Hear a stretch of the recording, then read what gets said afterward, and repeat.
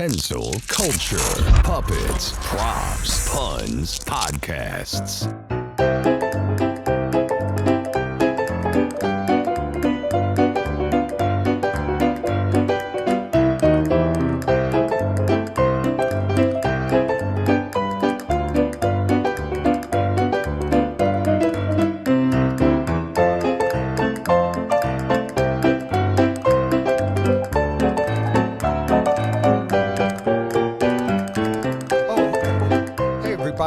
Sorry.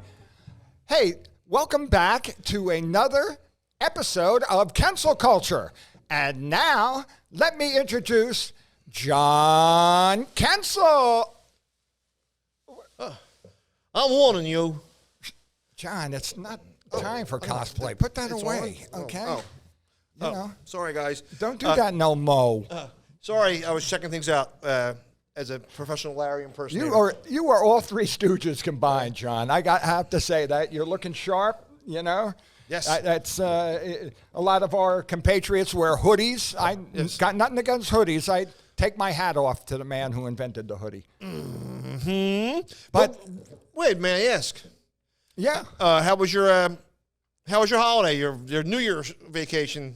My New Year's is always melancholy, but I went and I watched my brother and sister drink adult beverages, okay, and other people, and we had a great time. You know, everybody let their hair down, and you know, even I got a contact high. I never got that off of alcohol, but this time I got a contact high off, on New Year's Eve, and was it like an opium den of pot? No, it wasn't. We don't do that. You know, that's, But that was New Year's 2020 was bad enough for me, but now 2023, it's, a little bit hard off the tongue. So it is. I'm loving it up. But I went at it, like 10 after 12, and you can hear all the gunshots and, missiles going off and, bombs being dropped. I don't know what the hell, that's such a crazy way to celebrate. And we went through that celebration. We used to bang pots, and he got kind of mad. No, we used to bang pots, okay? And I guess that was to scare the spirits of 2022. What did you do for New Year's? Did you just stand around watch your balls drop? Or I, too, bang pots. But it was asked me if that's unusual. I'm sorry. No. Where did you go for your New Year's? At midnight, I banged pots. You bang pots? You don't understand? Potts is my 95-year-old landlady.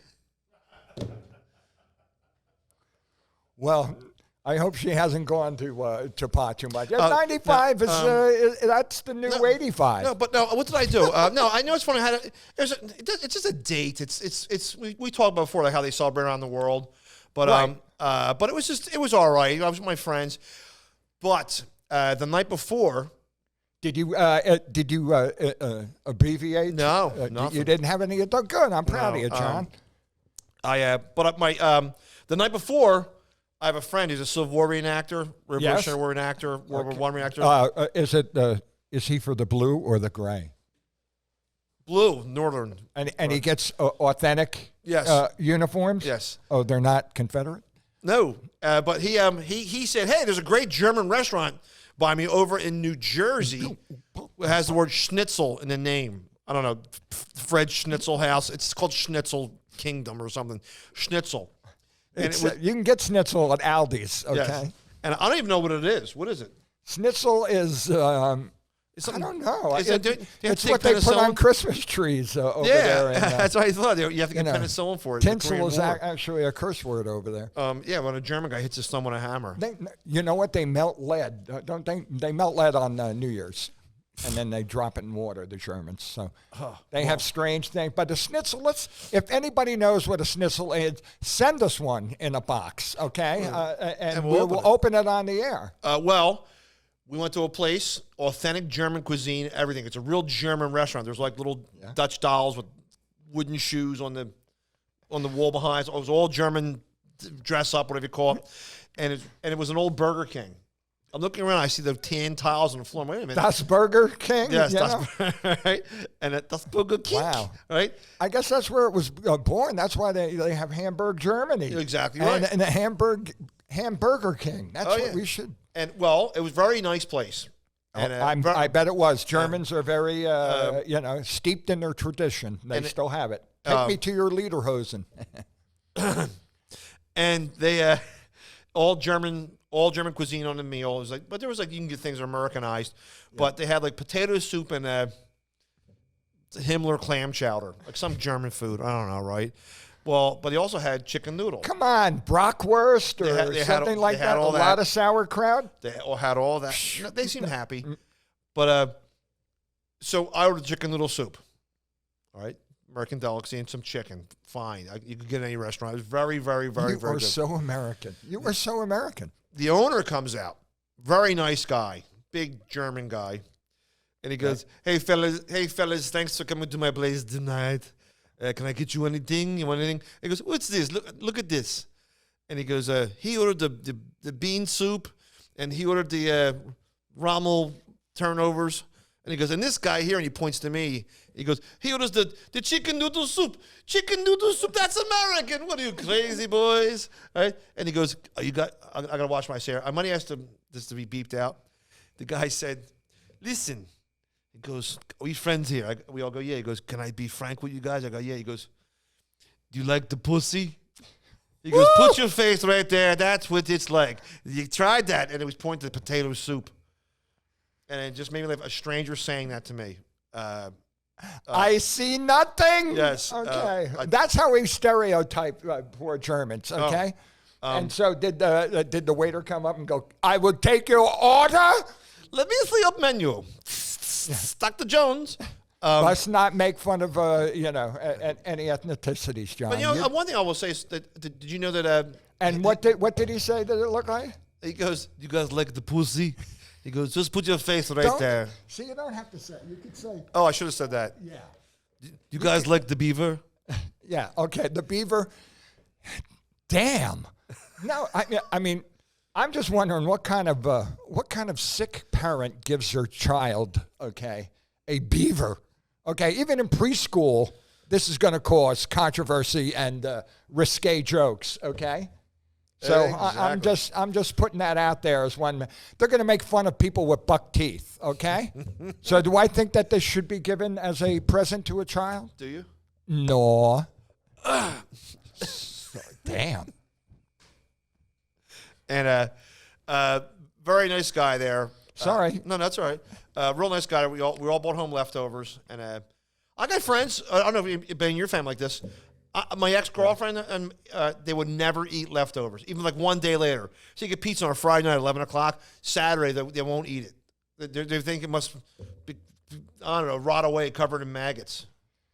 I mean, that's a little too far. Well, people have that. I don't think I've ever gotten food poisoning, but I've eaten a lot of leftovers, and I kind of enjoy leftovers because it helps you experiment in culinary delights. Oh yeah, I've learned to. Would you do this? All right. What's schnitzel? Someone called me that one time, and now they drink out of a straw. But no, there's a famous pizza place in the Northeast where I live out of Philadelphia. Very famous, well-liked place, right? My friend ordered a pizza from there, like that. Yes, right. Ordered a pizza from there, and the pizza looked fantastic, except the bottom of the pizza was burnt blacker than a highway. It was. People like it that way, okay? It was black as that area down below the screen here. So he calls them and says, hey, man, I've been a dedicated customer for the past 30 years. I ordered a pie, and it was burnt in the bottom. And the guy on the phone said, can you take a picture of it and send it to 1-800-GO-F-YOURSELF? Right? And so he posted it on Facebook. The guy was mad that he called to complain. And it was real. He was mad. Well, the guy gave him some "Go F Yourself" phone number, and he got all upset. So he posted it on Facebook. Told everybody, "Hey man, don't go to this place no more." Shut your pie hole. Oh my God! But it just You know, that's Karen's. Everybody complains now. You know, I'm always embarrassed. I think I've never seen you complain to some, like, oh, hey, my ice cream, it's cold. Okay, you know, I don't. Oh my God, there's some certain comedians or a nationality that likes better tables at restaurants. Okay. That's all I'll say. Yeah, all I'll say. Did they like blunts too? Okay. Or did they like hot Mexican foods? No, they like blintzes. Oh, I'm sorry. They like blintzes. Oh, okay. I don't, you know, Right. Well, I don't know what you're talking about. Go on. People who say, what's the special today? Can you check, hun? But I cringe. I clench up when they I go. Cringe. You cringe. We all cringe for When the waitress goes, how was it? And they complain. And it's not like you're eating like an old leather shoe. You know, I never had food that was unedible. All right, inedible. I don't know. That's what you are. Right? Did you ever go? Oh my God! Where's the stomach pump? Right? All right. Would you ever do that? No, you know, I very seldom do it, or I go get it myself. Sometimes I piss off, you know, because I got a type of personality. A person I know who I talked about last week.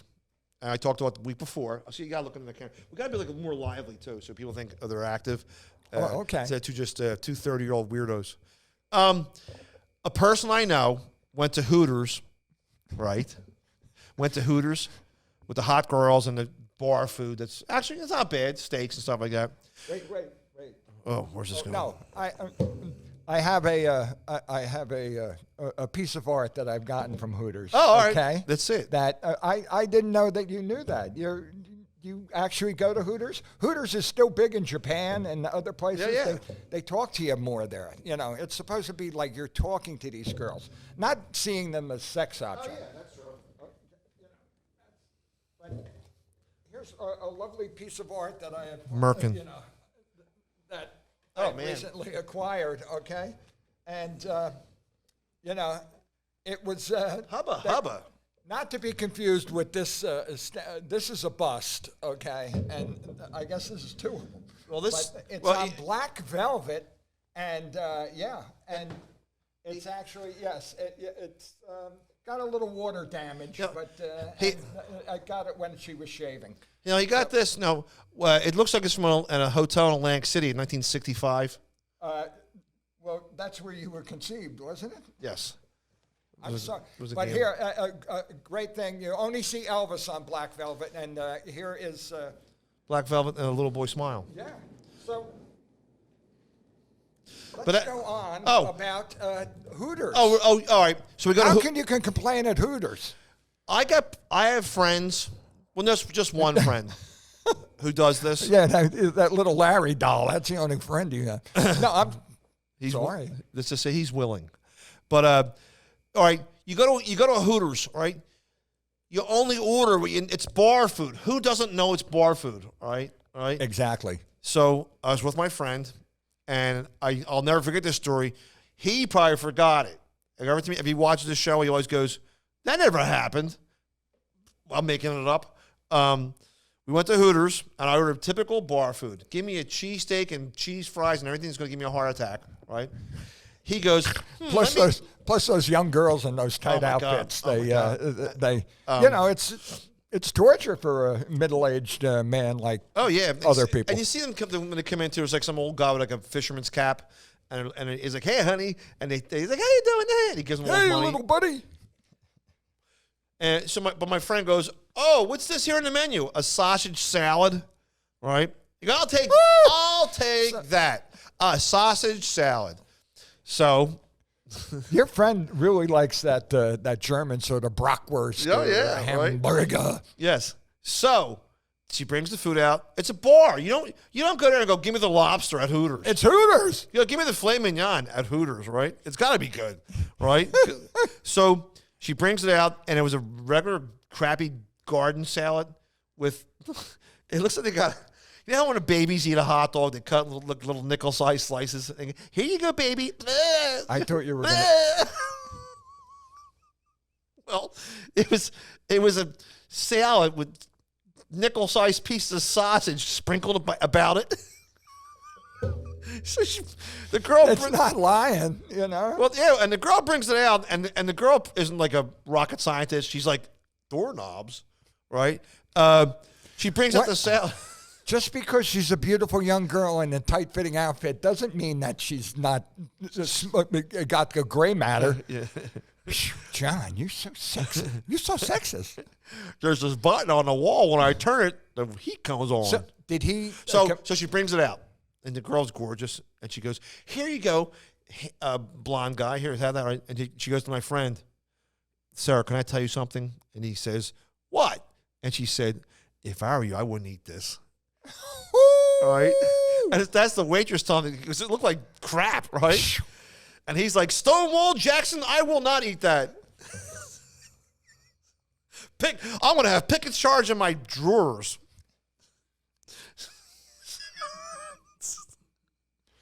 I want to have fleur de lures all night long. That's a Civil War imitator, okay? It's not your imaginary friend, okay? He corrected me, too, on the story. The story I told a couple weeks ago about when he was down in Baltimore Harbor and it was the USS Constitution. Okay. He goes, It wasn't the Constitution. Was it the Constitution no, or the Constellation. Constellation? Thank Right. you. Yes. And That's why you're a star. but the rest, I apologize for making a huge mistake. And that's where the seaman was answering questions. And my friend asked... In Hooters, the seamen were No. actually... okay. in the Baltimore Harbor on the USS Constellation, that's when my friend asked the seaman, "Excuse me, sir, can I ask you a question? Was this ship a slaver?" Which means it was a slave ship they confiscated. And the guy goes, "Well, you said ask me one question, and now you asked me two." And my friend turned on his heel and walked away because he said that. People who say that, you said, well, one question, you asked me two. They're weirdos who, like in the 70s, wore Groucho glasses and bowler hats and tuxedo T-shirts. Like, "Hey, man, Dave's not here." Well, people get that way. You know, that's... I would do that sometimes, too. You know, you just... like the meanest thing to do. Sometimes, you know, the millions of curse words that you can yell at somebody are, you know, they're pretty effective if you put them together right. You never put them together right. You always say, you know, like, "You're nothing but a," you know. You put the curse word first, and then you put mother. But that's, you know, when you give them the Stony treatment, okay, when you just look at them and you go, and then you turn away and walk away, that's the best revenge of them all. Because you made a little face at the end, so you got the last thing in. And you don't get beat up. Oh, yeah. I usually say... Because you're leaving already. I usually say, "Did your mother have any kids that lived?" You should look in the mirror and ask that question, John. But you're a good kid, and so I know that. I know that you've been, you know, I know with your Irish heritage and stuff. Oh, I wanted to give you a gift. We're going John. to wrap fish. I'm floundering up here, and you're bringing up that. I gotta kick your bass. All right, but right over here, this is a present for my friend John. Okay, What is it? John is of the Irish persuasion, and they have some strange fascination with you know, with wakes and obituaries and things like that. So here's from 1982, Robbers Kill Barman. I was born as year I was born. And Goodbye Chickie. Here's a you know, one of the Was it Chicken Man who got killed? yeah. Not the Chicken Man, another guy named Chickie. There's a lot of things in the underground. But I was looking at this today. I was gonna, you know, I have a lot of old newspapers. This one's 41 years old, and the Lockhorns are still fighting. right. The Lockhorns, they took out the good stuff. I guess I did. But right over here, there's somebody that you know. Here's the big news. Okay. People are getting shot and everything, even back then in beautiful Philadelphia. But on the same page, the Ben Franklin impersonator is getting circumcised. No, it's the obituary of Paul Lynde. Oh, really? Oh, my God. Oh my God. Oh, All right. And John, okay, you know how hard this is to find. It's Yes. such a collectible. Oh, very cool. You know, and I was thinking outside the square, okay, when I gave you this, Like you okay, jumped. Oh. because I went. My ex loved him. Yes, and they had to actually break in the next day when he wasn't there. But they think that he was with an escort and was doing poppers. And poppers are like make you real euphoric and your beat heart It's beat really butyl fast. nitrate, and it's like anal nitrate, okay, which is it. But it makes you crazy and have a rush. They call it rush, actually. And they think that's what made him have his little how old heart was he? attack. Like, But like they 50, didn't put it in here. Like 55 or something. He was. No, I don't. He was 55. Yeah. Yes. How do you know that, John? That's you have a strange fashion. but John, I Oh, want my to God. give you this Oh, my God. this very coveted, okay, Paul Lynde right there. Paul Oh, my God, Lynde very cool. obituary. Okay. Well, And- I got a story about him. what? Well, Paul Lynde. So I'll tell the first part. It's really weird too because Paul Lynde was obviously a man who likes Bennigan waiters. That's Okay. Nick ticked, all right. But as a kid growing up, I thought he had an alternative lifestyle. yes, confirmed bachelor at the time. Mm-hmm. But he what do you call it? It's weird as a kid growing up though. I thought he was the funny man with the funny attitude, the way he talked. I never thought, look at that big gay guy, right? You just thought he was a funny, witty guy. Charles Nelson Riley, another one. The bald guy from the Dick Van Dyke Show, Mel Cooley, played by Right. Richard Deacon, who's from Philadelphia? Philadelphia.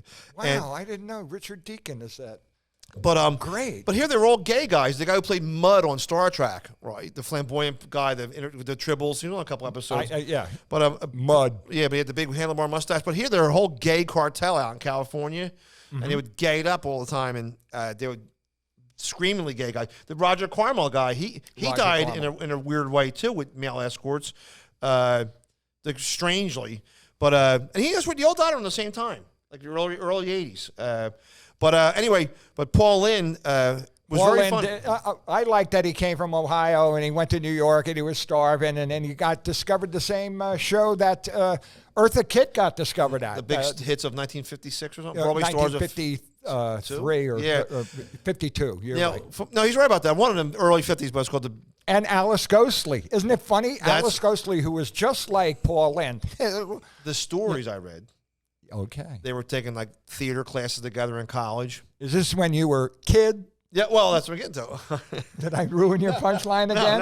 No. I'm sorry, pal Joey. But Paul Lynde supposedly took that sarcasm, smiling, okay, from Alice Ghostly. They were friends, right? It's funny too when I could see that. when you watch these are Alice Ghostly was on Bewitched and Designing Women. She was a character actress for 40 years. I think that she was on Bewitched, and didn't she play with Well, she did, but as his sister or something like that? she was a witch too, but she's always like messing things up. But she had that nasal Which voice, is which? and but she and, you know, you wouldn't know her from. There's a movie called Grease. Okay. She was the secretary to Eve Arden, the principal, who got like missing the bell. Ding. Oh, I'm so sorry, but she was Paul Lynde with a uvula, vulva, whatever that thing. But she was. Man, this show's getting really risque. I said pussy and that picture. But she was Paul Lynde with testosterone. But he got that from her, and Paul Lynde. What I read about him in a biography, actually, biography was very interesting. He was a big drunk, and on the Gilbert Gottfried. He was a big drunk. He started out as as an overweight kid. Yes. He always felt that he was, discriminated against because of his preferences, and Right. he went through the battles and things like that, and then. They tried a couple sitcoms with him, and he was much more of he was a sprinkle of salt on on Bye Bye Birdie and things like that. It's hard for him to be the lead man character, okay? Because he was much more of a spice of life in that. And I'm glad he became the center square. But how long do you think that it came before he got bored with that? Well, that's when he started drinking. Oh, there's a famous story about Tim. He'd get mad. He'd get mean when he drank too. Oh, he was, very mean. From all accounts, that he got mean. He was very anti-Semitic, and it was also very anti-woman. But that's on the Gilbert Gottfried podcast. They talk about his famous phrases. But they don't have the obituary. No. But very interesting. He was at a 20-story hotel in San Francisco, like in the late '60s. And a young male fell off the balcony and died.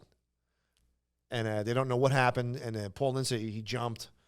But it was a famous story. An escort he was with fell. That must have been why he was blacklisted too, because people would that's a big scandal if somebody falls out of. But if you're oh my God, you read the biography of him. He was very interesting and well liked. Even he was well liked on everything. Just very funny. Well, he started drinking because he was not that witty in real life. Everything he said ever funny was all written down from on the Hollywood Squares. All these great responses. And you ever watch show again too? Peter Marshall, whose real name is Pete Lecoq. Yes, said. We're getting dirty here. It's the dirtiest show I've ever done. Right? But he'd say like it's Paul Lynde's fault. He'd say, now Paul, what's green has 2 sticks and 16 balls? And you watch Paul Lynde, and he would always look down for the joke answer, and then he would say it, and he'd go, Paul, what has 2 sticks is green has 16 balls? And he'd look down and go, Indian wrestling.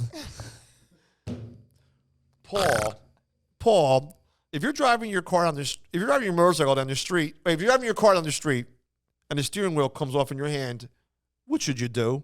And he looks down and goes, honk if you love Jesus. All right. So you do Paul Lynde very good. Or is that your Alice Ghostly? Both, I don't want to. I know you do both. I got married in a garage. I couldn't back out. Well. Oh, wait. I'm sorry. Sorry. I just got to say one more Paul Lynde story. Yeah. All right. Ladies and gentlemen, another Paul Lynde story. Right. I like to laugh. I know you do, John. And I watched the Dean Martin roast of Dean Martin. They roasted Dean Martin, all right? Not him hosting. He was actually the victim of the roast. And Paul Lynde came out. All right? Okay. And he goes, I met Dean's friends backstage. Johnny Del Vecchio and Vito Putti and Nails Della Rosa. That was his priest. And it was he goes, Dean, he wants to make a family show. The Manson family. All right, it was just, and he was, and that was it. And he was and what he did, he was so freaking funny. It's just little cameos. That must be really hard, though, to be an actor, if you're, what do you call it, a character actor, and they try and give you build a movie or a thing behind you. And you're not. Like he said, he's only regulated to just like an annoying guy in one scene. That's the Paul Lynde section of the show. Well, John, I don't want you to think that I just got you one stocking stuffer. Yes. I got you right over here. Is that George Peppard sings? Okay. It's what you dance in front of the mirror naked. What is it? It is the psychedelic version of Yakety Sax. Really? Okay? Yeah. That's for you, John. You think that I don't, as a collector, as a fellow collector. It is. Okay. He's all jazzed up like the cover of a Stevie Wonder thing. Now, this is the Benny Hill song you hear all the time, right? Yakety Sax, right? That's what you do. You get in your tighty whities and you run around the backyard listening to that. Oh, definitely. That's how you get your exercise, John. That's what slow kids go to summer camp and eat their shoes to that music. I'm Benny Hill, all right? But Boots Randolph, famous saxophone player. He was also friends with Chet Atkins. Wow. I bet he was a session guy more than he was who's the third guy? Chet Atkins? Floyd Kramer? Floyd Kramer, all right. They were real high in demand. Piano player, This guitar was for player. the country and western RCA sound that and Elvis. people loved it. Elvis almost. I think he had both on piano. And studio musician. Oh my God! And they played Yakety on Sax, the biggest hit. And they put records out all the time. It's really neat too. I have a really good record. This story's not as interesting as Paul Lynde. Floyd Kramer put a record out called Floyd Kramer Plays the Monkees. Okay. And it's just instrumentals, him doing old monkey songs, but it's really good, right? But it's only available in record form.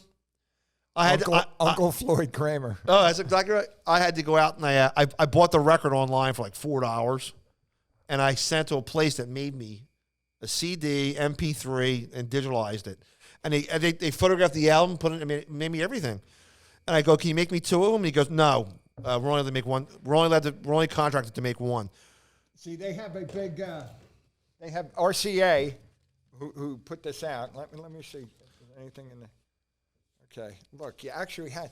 This is what you got with. This is what you got with albums. That you could have this whole. Look at it. It's a whole giant, beautiful etching here. And okay, has his sax and his head's coming out of the top of the sax. Okay, it's beautiful. It's like Sgt. Pepper, I guess. Yeah, it must be. But does he do the Abba Dabba Honeymoon on it? No. What songs does he do? John, the Abba Dabba Honeymoon, okay, happens to be like on the list of worst songs ever. Oh, it okay, is. and you keep bringing it up. What actually does he play here? Songs, if he plays Abba Dabba Honeymoon, I'm no. jumping out a window, and we don't got one. I don't know. I know. I think he does the Happy Whistler, whatever the hell that is, and the Battle of New Orleans. That's all the ones I know. How can you be a happy whistle? How can you smile and whistle? Try to smile and whistle at the same time, John. I can't do that whistle. But that's really interesting. That's really cool. He's done movie backgrounds too. Yes. And don't we have some movies that we oh yes, we do. Hey, John. This is one of my favorite parts of Kensil culture is when we actually review movies, but we do it in a we do it in a way that it hasn't been done, and we do it in capsule form. But we actually have the movies or the VH. All right, no problem. Okay. Oh, that's right. No problem. Okay. Yeah. Hey, we just messed up, folks. Okay. No, he can take a little second out. I got story. Hey, Wade. Guess what I did at work today? I sold 4 bags of pretzels. What did you do at work today, John? I had to work in the funeral home. Wow. And it wasn't the funeral home with the blood pits. It wasn't. It wasn't the. See, funeral John sometimes, he helps out on home repairs, okay? And sometimes he gets weird customers, okay? And today he worked at. I'm not saying the name. He worked at the. No, just say it to me, and I'll. The Gateman Graves and Goodberry Funeral Home. So, it was a funeral home. Okay. Yes. Yeah. And okay. In every funeral in New Jersey, you have to have a chair. Why do you have to have a chair next to the coffin? That's for rigor mortis to set in. You get it? He's dying. No, I'm sorry. No, but I had to work in there today. In a funeral home? Yes. That must have been weird. It's weird too. It's just a body process. It's not like there's like, ghouls and grossness, right? There was three. Those in the funeral industry call them stiffs. Okay. There was, three, in their freezer, a couple of mama popsicles. Right. And mom and popsicles. But no, they were laying on the slabs with the paper work over them, and they actually had toe tags. They're the sacred remains, John. They're not just blobs of flesh over there. And when no one was looking, I put their hands on their asses and took a couple of photographs. John, it's a sin just saying that. Okay. Now, and how was it to work at the? Here. Okay, he's got a actual picture of it right here. Right there. A funeral. I wasn't making it up. But no, they were under sheets. That was my laundry. This is what I saw, John. Okay. Oh, very similar. Yes. No, there were 3 bodies underneath sheets. I think there were bodies. They could have been, Yes, they could have been groceries, but they were conveniently covered up. I didn't want to see. Well, that. they had the clipboard with how they should be buried in, and I wrote Alf T-shirts in my handwriting on it, so they're buried in Alf T-shirts, and Devo hats. I just read. Okay, Tina Louise. Okay, who we all know as Ginger from Gilligan's Island. Ginger from Gilligan's Island, one of our favorite shows. The last remaining cast member. Yeah, last remaining cast member. Yeah, did not participate in any of the reunion movies. No, because she was, she went to actor studio and she was beautiful. But nonetheless, on the Jenny Jones show, she did participate in a reunion on the show, not a movie. You know who she had an affair with? Yes. There's one for the money, and two for the show. Steve Lawrence. Elvis. No, not Elvis. Frank Stallone. The most interesting man in the world. Okay. Chris Morgani. The guy who did the beer commercials. Oh, that really that guy? He was an actor, and he never really made it, but he did some things. But he said the best sex he ever had was from Tina Louise, and he would call her, and by the time he got to her apartment, she'd be naked already. Okay, and she was insatiable. Okay, a nymphomaniac. Yeah, a little bit, but she had a story about being. She had a story about being bullied by making one of her cheapy movies. About she was supposed to get into this coffin. And when they opened the coffin, there was a bodies in it. Oh man! Okay? And and she freaked out, and they made so they cut out that scene. But I thought that was so funny that you were working over there. You were channeling. She's still alive now, Yeah, and she's like, I had to blow dust off my body parts. She didn't get along with the rest of the crew. No, okay. and also too, she was. God, it's a famous show, but people born after 1990 have no idea. They might have heard of it, but she was like a red-haired Marilyn Monroe on the show. She looked like Marilyn Monroe if she had red hair. Right. And Ginger is that's sort of a nickname for people with red hair. Yes. Oh, I never thought of that. But she was on the show, and he said gingerly. But guys used to have a debate: who's hotter, Ginger? That is we're going to have to talk to an expert later on that. Okay. Yes, we will. But she's still alive now. She doesn't look great. I did see her somewhere. But there's a 2018 picture of her coming out of a premiere of something, and she, of course, she just she looks like an empty box of spaghetti with a freaking troll wig on. Well, he said gingerly. Yes. But Marianne, I always liked Marianne. Okay. Her and Gilligan.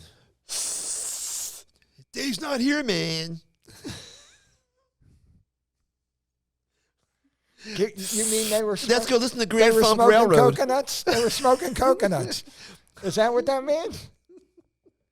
Hey, man, I have the new Dr. Hook 8-track. Oh, I'm howling. No, but she was a big pothead. Her and Gilligan. No, I heard that. I knew that they were. I wasn't going to bring that up about them because they were from West Virginia. Both of them were from West Virginia. Isn't that a coincidence? That's where Bob Denver made himself die at, too. And also, too, both of them got locked up because either he did it or she did it, sent pot to each other. Right. And they got caught in the mail. Yeah. And but she talked about, and they looked like this when they got caught. Yeah, right. They put them getting caught and saying, "Well, what the?" And she got anyway. I like Marianne better. I have to say that. I thought that Marianne. I know this is a trivial point in your book, okay?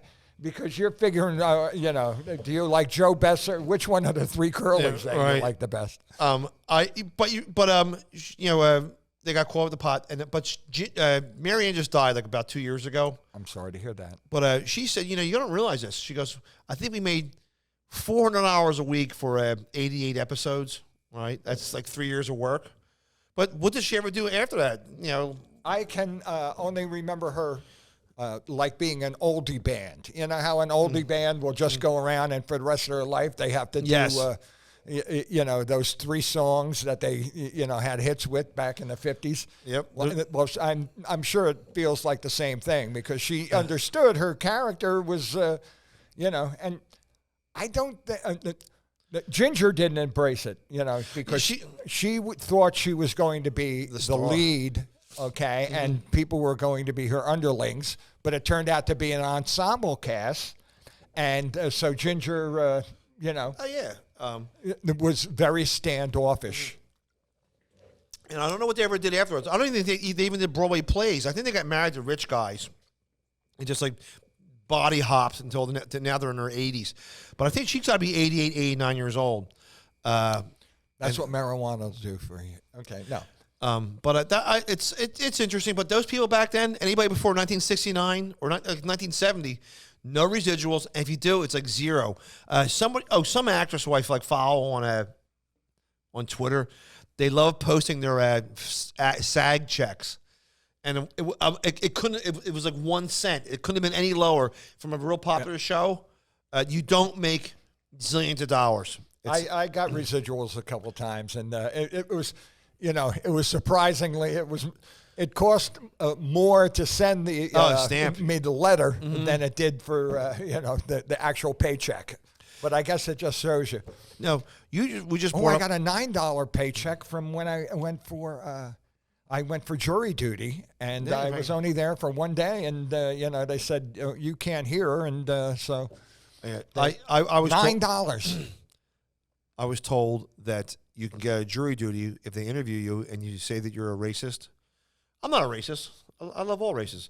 Right. But I wanted to use that excuse, so I used a made-up race to get out of it.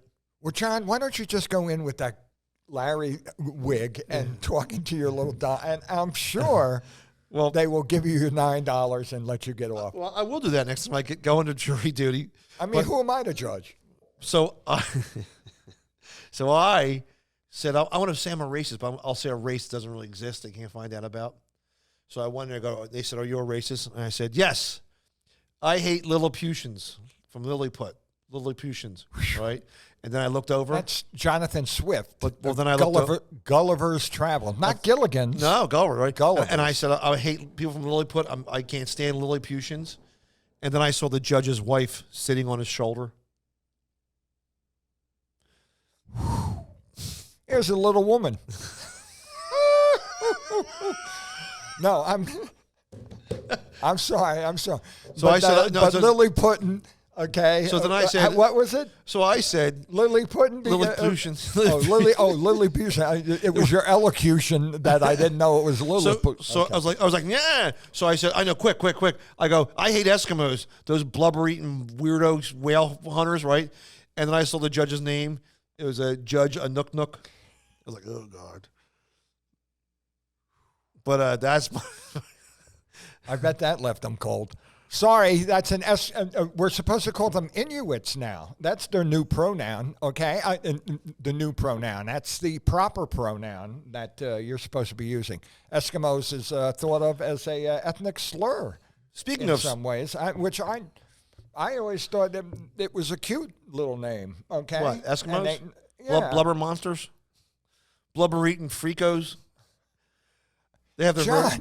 We have a big Aleutian audience, okay? You can't be carrying on like that. And what about our demographics? Antarctica and below. Are Eskimos in Alaska or the North Pole? Where are they at? Like Alaska? Eskimos? They're an Indian tribe, right? Up there? I don't know if it's a North Pole or something, but they're Polish in some way, okay? But, you know, they have their version of their patch days. I'm sure that they live where it's actually cold, and you know, they were the ones that came over and first settled North America. So they used to say. Now it's, it's supposedly we had tribes here before they actually crossed over the border. But they came. But who was rushing them? I'm sorry, I lost my bearing straight. But listen. Sorry, John. That's not true too. The Eskimos have 14,000 words for love. That's not true. No, for snow. Oh, snow. Okay. Okay, yes, if right. you get my drift. Okay, but John, you were going to talk about ventriloquism tonight. Oh, all right. I forgot about that too. Ventriloquism is it's an ancient art, and the Greeks actually thought that they were talking to the gods when you had rumbles in your stomach, and some of the shaman learned to control that stomach noises and contact with the gods, and people went, and then they started having a little deity, and made that talk instead. So it has some religious connotations. Well, yeah, and like even this hateful little demon right here. You owe a cable bill. But ladies and gentlemen, right. John is fixated with actual ventriloquist dummies, and he's quite astute at actually keeping his mouth shut. If I was a bigger loser, I would go to that Van Haven. You touch all the loser bases, John. Yeah. I'm not that you are one, but you touch all the loser bases. Okay. Well, superheroes. Okay. Puppets. Yes. Paul Lynde. yeah, Boots Randolph. Mad Magazine. Well, here's the thing I want to tell you about. All right. My friend said, hey, John, I watched a best of America's Got Talent, and there's a ventriloquist on there with a frog. I guess it was a frog puppet. All right. And it said, and they wrote, John, I guess, they think ventriloquism's coming back. Yeah, that Jeff Dunham's a super rich. And you did a cable special with him. I did too, and people thought that he was really weird. Every ventriloquist I know is not weird. We don't want to insult the ventriloquist audience because they might be Eskimos. This is true. But it said this one guy, ventriloquist, I remember, his name was Ken Lucas, and he had a duck. Oh, he would come out with a duck. I played with him in New York, and a fake. It was like a stadium jacket, and he had the duck underneath his arm, but it was like a fake arm, and like the Rod guy from the and he put his real hand inside and to work the ventriloquism thing. Yeah, remember the guy had the emu on the Hudson Brothers and the Sonny and Cher show. Rod Hull and his pet emu. And he had a fake arm and a big bird. It was going like this. Yeah, it would attack him. That was the whole joke. It would get mad, and then it would look at him and attack him. Oh, was that Madam and? This is Rod Hull. That was Waylon Flowers and Madam. Okay. He enjoyed the company of waiters. Well, still. he was. I saw his puppet at Debbie Reynolds used to have Debbie Reynolds who sang "Have a Honeymoon." Debbie Reynolds used to have a casino where she had a lot of memorabilia in it, and I was always envious of it and talked to her about it. The guy he's talking about, was a very famous in the late 70s and the early 80s. Ventriloquist was a flamboyant guy with a puppet named Madam. It was called Waylon and Madam. He even had a TV series called Madam's Place. Yeah. And the puppet looks like Quentin Tarantino in drag. Like, I had to blow dust off my... That's what it looked like. Well, this guy here said this. I had to get booking my own shows, right? And I had what's that guy's name? All right. I guess you didn't have a spokesperson. Yes. Well, they booked a show with Bobby Slayton. Yes. He is known as the pit bull of comedy.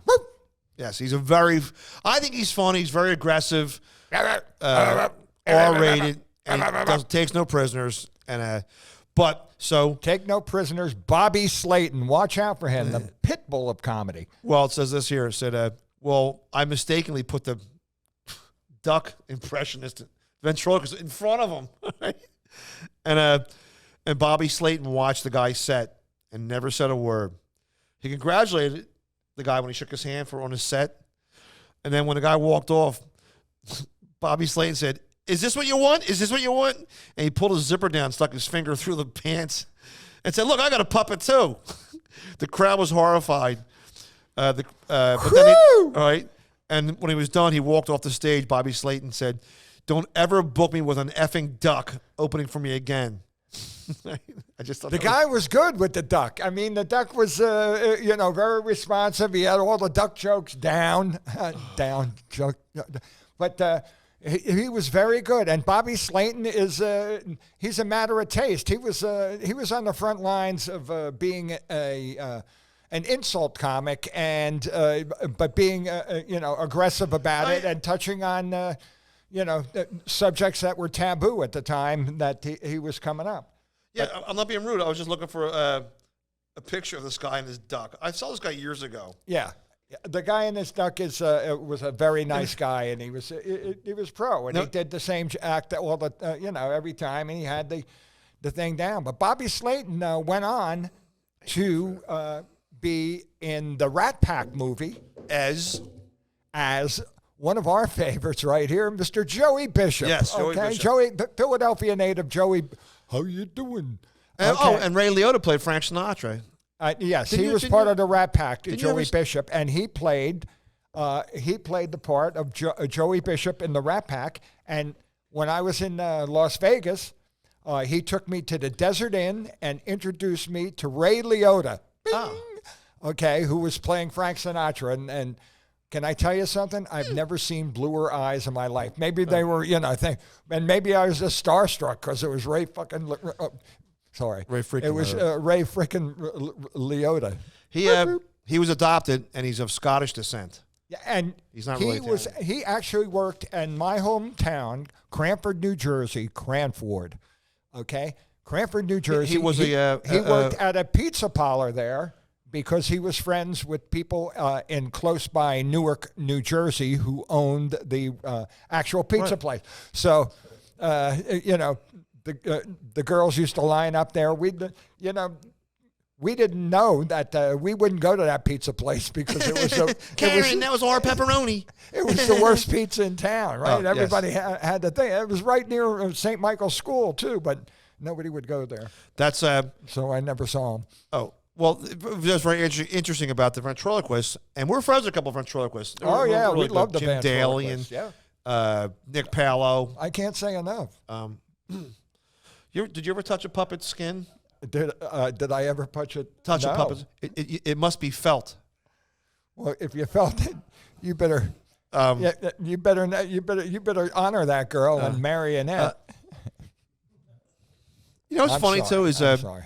I'm stringing you along. The ventriloquist, ancient art. Ancient art. It isn't something that was just picked up by vaudeville or something like that. The Greeks. In like one of the comic books there, like there's an old Archie comic book right here. I bet in the back it says, "Learn how to throw your voice," like an ad. There used to have an ad for ventriloquism. It was like a guy. Doesn't say that, John. Was it BB guns? What are that? Beads. Okay, but yes. Like sea monkeys, but it would have an ad, and it had "throw your voice," and see, like a guy sitting on a park bench, and 100 feet away is a mailbox. Okay. And he's like, "Hey, don't put me on here!" And the mailman's like shocked, and shock lines were coming off his head. But ventriloquism, and all it's just a matter of like. But some people can do it really. They throw their voice, and I was fooled a couple times by different ventriloquists. Who would say something like, "Hey, wait, over here." Talk about and I thought they were calling me from outside, and the guy was right next to me. These ventriloquists, it was scary. I know ventriloquists. Really, they take advantage of. They do. I have 4 talking horses I bought at the racetrack. Wait a minute. You bought 4 talking horses? Because of ventriloquists. I thought I could make a mint with talking horses. When I got them home, they didn't say crap. But we were friends with ventriloquists. Whoa. Listen. What? What? Never mind, John. No, I'm kidding. You're a So little bit nervous. we were friends with ventriloquists. Otto and George were absolutely hilarious. Otto and right? George, Right. very hilarious. Well, Look them up. Otto and George. Google. Somebody had said, if you watch it, Otto makes no effort. Wait. Otto was the man. Otto makes no effort at all to not move his lips, right? And he doesn't. I mean, watch him next week. And I think they're great. They're top, it's one of the funniest things I've ever seen in my life. You watch him, he's talking like I'm talking right now. Hey, little Ed, what's going on? I couldn't go out. My cat door broke. I can see your lips move. Yeah, but with him, you couldn't stop. So I saw a critique of him doing that. Someone said, "Oh, you can see his lips move, right?" So someone wrote back, "Oh, really? Take a look at Charlie McCarthy. He did the same thing. I mean, Edgar Bergen, Charlie McCarthy. Yes, that's right, Mortimer Snurd. Yeah, well, he did it. Paul Winchell did it. These people who are known for the ventriloquism made no. Well, you know what they do? The camera would just go on the guy's face. Not mine. Like, They did it over the radio, John. I drive a Zamboni machine on an air hockey table. It was having two characters. It was sort of schizophrenic in its actual. You ain't gonna. You're not gonna play. Never mind, John. Play Christmas music the whole time, are we? I would do the Twilight Zone theme, but really? it's that's over and hackneyed. But it was just very interesting. So ventriloquism, but they all move their mouths. You should be the spokesperson. Oh, I said that already. But they all move their mouths, big time. Yeah, and you know what? I guess that's how you project the voice into the into the microphone. That's where their target is. And I used to have when I went to high school. It's a building. I was taught by Franciscan friars. They wore like brown robes with rope belts. Okay. Like Friar Tuck. I used to have a cream pitcher that looked like that. Remember that? Oh yeah, or every Catholic family had a ceramic. Those little monks, okay, Yeah. that were salt shakers or they were condiments holders, or it was beautiful. Well, this story. How's this story coming from? One of our priests at the school, Father DePaul. I can say his name. He's been passed away for 4 years now. Well, you take a test, and he would walk around the room, make sure you weren't cheating, but with his mouth quiet, he would go, meow, meow, meow, and you thought a cat was in the room, and he thought that was his form of ventriloquism. Then, about 5 years after I graduated, was one of the first lawsuits against priests checking kids for hernia. Okay. Him. He was one of the first ones getting accused of it in Philadelphia. I'm sorry for bringing the show down, bro. Bro. Okay. Hello? Hal? Yes, I'd like to make a reservation. Yeah, John Kensil. He said, you're not going to like Wednesdays. Why? I know that story. Thank you, Beelzebub. Is that subject matter for a kid show? Okay. On this network here we're on, another show, Julia Scotti's called Comedy. Watch for Comedy it. Centric, very Comedy Centric, very funny. Her and Kathy Caldwell, I just saw that recently they talked about a famous comedy room that when I first started performing as a professional paid-working comedian, one of my first road gigs, like outside of the comedy cabaret chain, was they did all the suburbs, a very nice 3-person comedy show. Some would book you, and wasn't in the middle of the week too for a place called Betty's Fireside Inn. Betty's Fireside should also have Twilight Zone music. It was in the middle of nowhere, the upstate Jersey someplace, okay? And you would go there, and it was set back in the woods, and it looked like a big log cabin, and had, the accoutrements of, very reminiscent of the Pocono area sort of lodge, That's what it looked like. Well, it's infamous because New York comics. It was the worst during the 80s and 90s, it was the worst gig to get. I think they're still doing it. Are they still doing it? They might still be. It was like a Because biker, they've been talked about so many. It's like the Tube Bar. It was a biker bar. Yeah. What? Oh, it's closed. Okay, but you by research it. Well, it was a biker bar.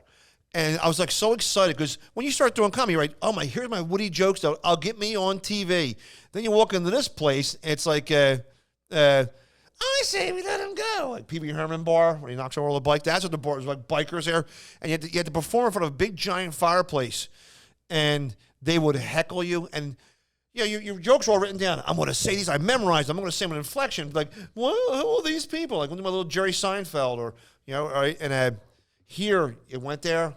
Huh, what a gut punch. What a battle zone that was. What? I, too, was at Betty's Fireside a couple times, but I had different experiences from other people. I mean, the actual performance was a hell-like experience because of the, that was, when I played it, it was, before cable television even. And maybe not, but people were actually hillbillies in New Jersey. I've read a handful of comedians' biographies. And they talk about Betty's Fireside. What made it so weird is that they had a stage, an oval stage, maybe as big as this table, if you could see the whole table. And clean up over there. But in front of it was the bar. Right. Okay, and people would sit at the bar right in front of you. It was like a moat around the. The bar was like a moat around the stage, and I have all sorts of props and stuff like that. And I'm kind of kinetic when I work, and that means moving around a lot, John. It doesn't. But no, I'm I'm a lot of energy.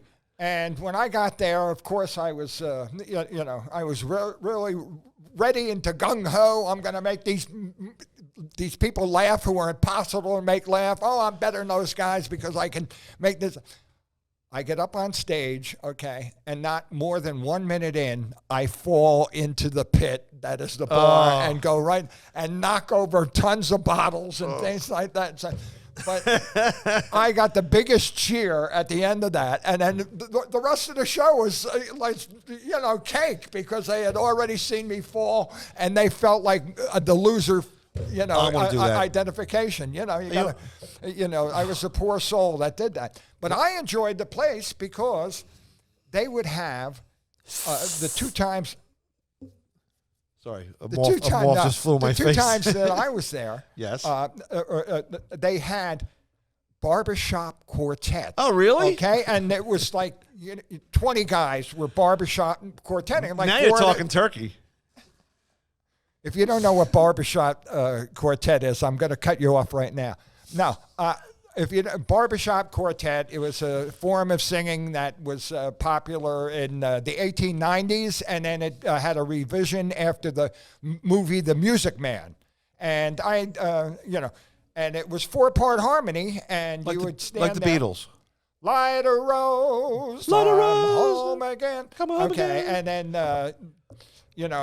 So I would sing along with them and have a great time because this was one of the first times that I got to sing in public, and it was with these with these barbershop quartets. Look up the Buffalo Bills. Oh, very cool. And but it was people. It's well known. If you look online, I killed there, and then the second time that I went there, I actually pretended to fall. Okay. That happened to me one time in Delaware. What are those restaurants called? The Ground Round. They had a comedy club inside a Ground Round restaurant. Yeah. Round. I thought it was real cool. I got a pair of biker boots. I had black jeans on, biker boots, a black jacket, and a black shirt. I looked like Johnny Cash. And I walk up the stage. There was 3 steps. Yeah, petty cash. Sorry. And I tripped and fell flat on my face. Right. And the people didn't know what was going on. Oh, the guy gave me the worst intro, too. It was a guy named Hal. He said... Hal is a past... he was the sound and light guy and managed the club, right? Big hulking oaf guy with glasses. His favorite was... Rosemary. He loved that guy. What was his name? Maury Amsterdam? No, who remember in the movie Mars Attacks? Oh, Slim Whitman. Slim Whitman. He was a Slim Whitman fan. That's weird. I got that like right away. You did. I'm proud of you, John. But he one time. So that night, this story has a point. He asked me, John, what shall I bring up as? And I go, just say world middleweight champion. John Kensil. Here's how he brought me up. Ladies and gentlemen, coming to the stage right now, this guy once went 12 rounds with Iron Mike Tyson, right? They were selling advertisements on the bottom of John's boxing shoes. He got knocked out. His back was on the canvas more than a Boy Scout camp trip, right? Ladies and Mr. John Kensil, right? And so I walk up the stage, and I tripped and fell flat on my face, right? Nobody laughed. No one went, "Ooh, you okay?" And I heard Howie Mandel say something like this, and I go, "I'm not a real stand-up comedian because I'm laying flat on my face." And these morons in this Delaware town who are like doorknobs, spoken language. Delaware can be thick. Nobody wants to pay taxes there. I think that's what does it. So I just did my regular act, and that was it. But it was so embarrassing. That might be on video somewhere too. But time is running out. We got bags of pretzels to sell. And hell is calling for you, John. Okay, you went to taboo subjects tonight. Okay, you're getting edgy. Yes, that's what we're going to call it now. Okay, look at that. Edgy cancel culture. Are you watching this on camera? Watch this. You never felt it. But that was magic. Hey, guys, you know what can really help us out, too, real like, too? If you watch our shows or on all platforms, YouTube and stuff, subscribe to it and tell your friends. This is very fun. This show's growing. I really like it. I'm having a great time. And we would like people to send us packages, okay? Oh, yeah, do that. Just stuff that we will, and we'll mention your name and read your little notes and stuff like that, and keep the stuff. And that's it for this week's Cancel Culture. Oh, thank you, guys. And let's have a nice hand for John Kensil. Come on, all right? All right. See, John? He's good. You don't have to play with puppets. We're real people. Should we do a boxing opening?